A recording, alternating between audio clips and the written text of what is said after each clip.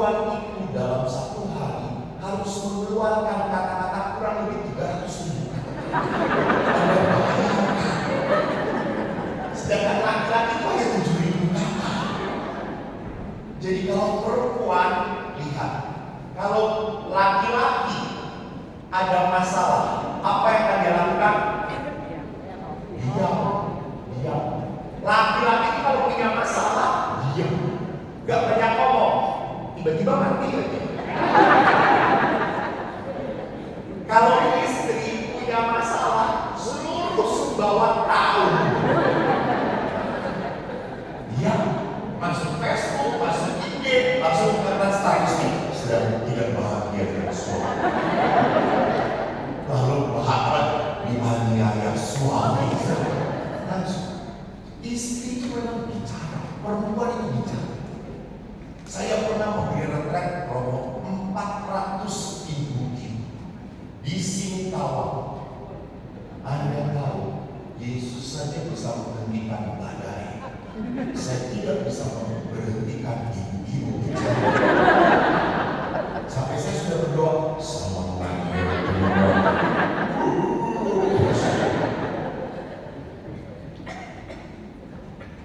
jadi kalau ibu-ibu selalu bicara,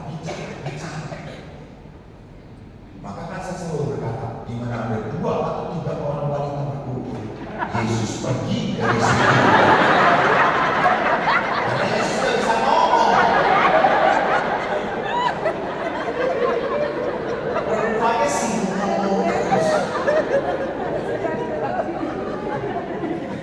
Jadi lihat di sini, perasaan-perasaan negatif, marah, jengkel itu akhirnya kemana?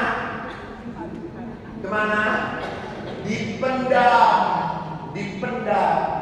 Dan diam-diam marah, jengkelnya disalurkan pada siapa?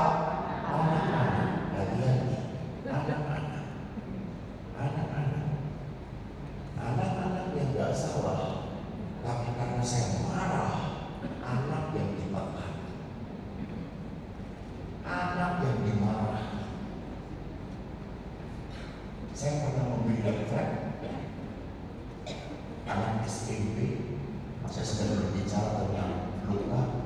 Tiba-tiba seorang anak laki-laki berdiri keluar toilet. Dia banting pintu toilet dan teriak. Dia pukul pintu toilet.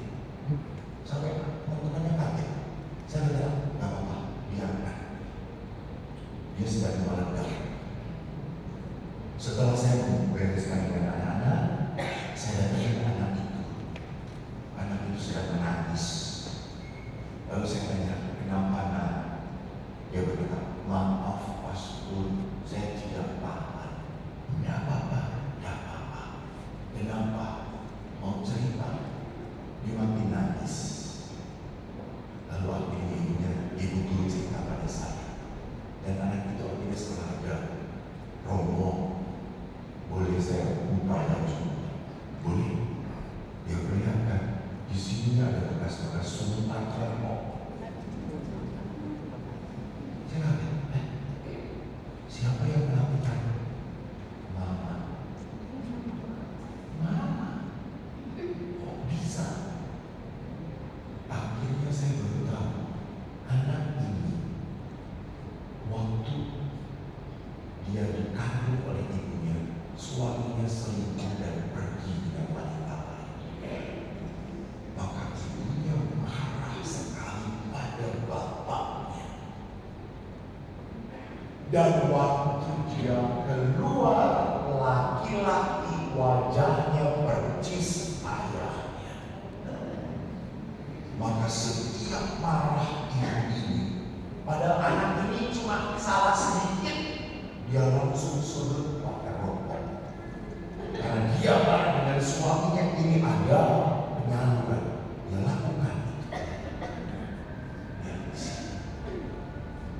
Bahwa kalau energi negatif marah ini tidak dibereskan, akan tersalurkan ke tempat lain. Gak bisa hilang begitu saja, gak bisa.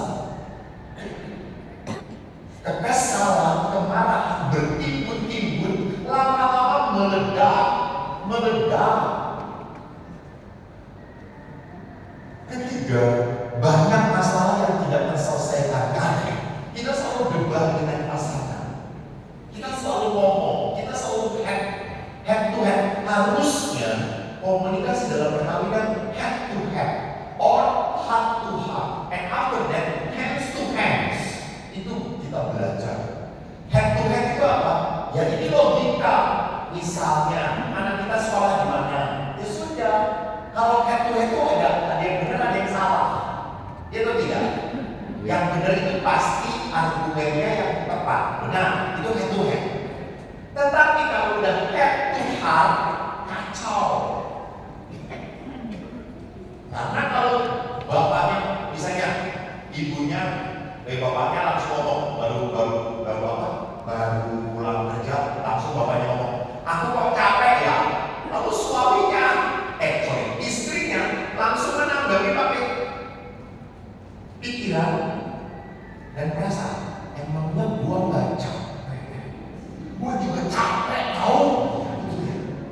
Istrinya itu kan, suaminya kan hanya ingin ngomong bahwa saya sedang capek. Kenapa mau ditanggapi? Emangnya saya udah capek? Emangnya lu pikir saya di rumah diam aja tidur? Beol. Enggak loh, saya tuh di rumah kerja loh, semua dibersihin oleh saya loh. Jadi lihat di sini. Kalau akhirnya saya selalu berpikir kalau suami ngomong, atau istri ngomong, selalu kita pikirkan bahwa suami menyerang si istri menyerang suami. Ya atau tidak? Beda. Itulah yang menyebabkan tidak bisa dalam bahasa Jerman gato ketemu. Karena kalau suami ngomong pasti nyerang saya, istri ngomong pasti menurut suami itu nyerang saya, itu nyalahin saya. Gak bisa dilihat sebagai perasaan. Bapak Ibu, komplain boleh atau tidak? Boleh. Komplain boleh atau tidak? Boleh. Boleh. Komplain itu artinya apa? Mengungkapkan sesuatu yang tidak berkenan di hati. Itu komplain. Boleh. Yang nggak boleh itu kritik. Kalau komplain itu, apa ini ya? Kalau apa bangun tidur, jangan langsung loncat, aku kaget. Itu komplain. Kalau kritik, lu tuh ya emang nggak pernah menghargai istri kamu, nggak pernah. Nah ini udah kritik. Karena kalau kritik itu sudah mencap bahwa kamu memang pria yang tidak pernah menghargai istri kamu. Itu cap. Kalau kritik itu udah menyerang, menjatuhkan. Kalau komplain itu mengungkapkan perasaan bahwa saya tidak berkenan. Banyak perasaan negatif, maka apa yang terjadi? Tantangan hidup keluarga di dalam bukunya Paus Fransiskus, banyak sekali kita memperlakukan relasi perkawinan seperti memperlakukan barang. Saya pakai, saya gunakan, saya nggak mau pakai lagi, buang. Itu. Jadi banyak perkawinan merasa saya memanfaatkan pasangan untuk kebahagiaan saya. Ini celaka, ini tidak sama dengan maksud Tuhan. Maksud Tuhan menghadirkan suami istri sebagai apa? Pendamping. Iya, benar. Baru saya mau ambil aja dan jawab balik lagi aja di sini. Sebagai penolong yang Sepadan. Jadi bukannya dia harus menyenangkan saya, dia harus membahagiakan saya, bukan. Kalau dia istri harus membahagiakan suami, hati-hati. Anda memperlakukan pasanganmu sebagai objek kebahagiaan. Nah, mari kita lihat sedikit fenomena perceraian. Salah satu aktivis wanita, dia meneliti di tahun 2020 bahwa perceraian itu kurang lebih ada 1170 per hari. Berarti per tahun itu ada 427 pasangan yang cerai. Dan pasti yang cerai itu ada orang Katolik. Cerainya diam-diam. Karena gereja Katolik tidak menerima perceraian. Kompas pun punya penyelidikan rupanya sama. Lihat nilai akhirnya 1.281.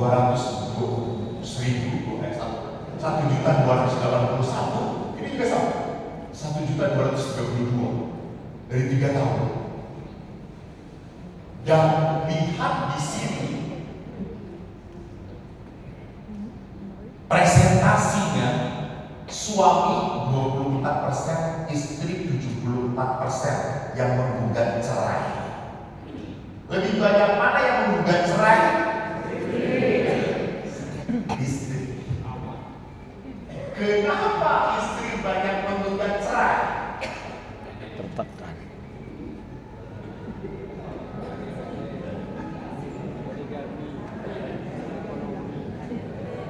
Bukan hanya itu, istri banyak menggugat cerai karena istri itu selalu ingin apa? Ingin perkawinannya baik. Kalau suami, ya udahlah. Maka saya kalau tanya, suami tanya, saya tanya pada suami, Pak, bagaimana perkawinannya?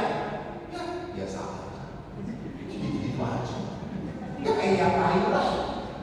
Up and down and shake.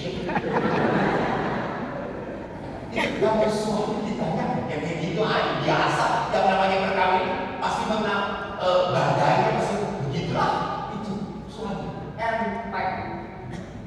Tapi kalau istri ditanya, Bu, bagaimana perkawinannya? Langsung litani penderitaan.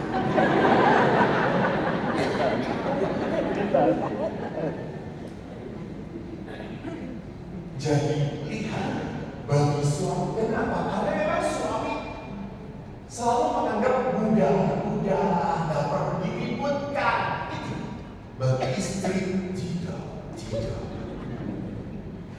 Karena perempuan itu memang senang detail.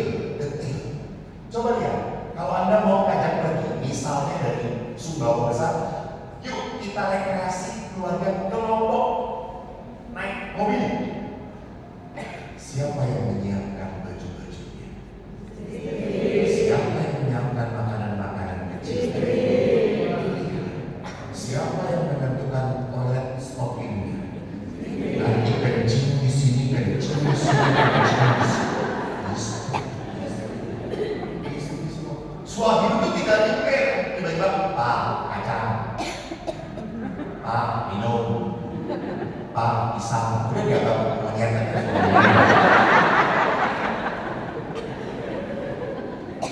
Saya pernah pergi dari Bandung ke Jogja dengan 5 rombongan naik mobil.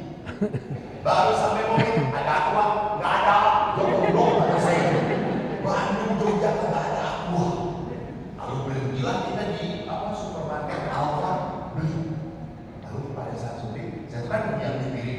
Untuk saya mana? Ya beli sendiri, kadang aja kata saya.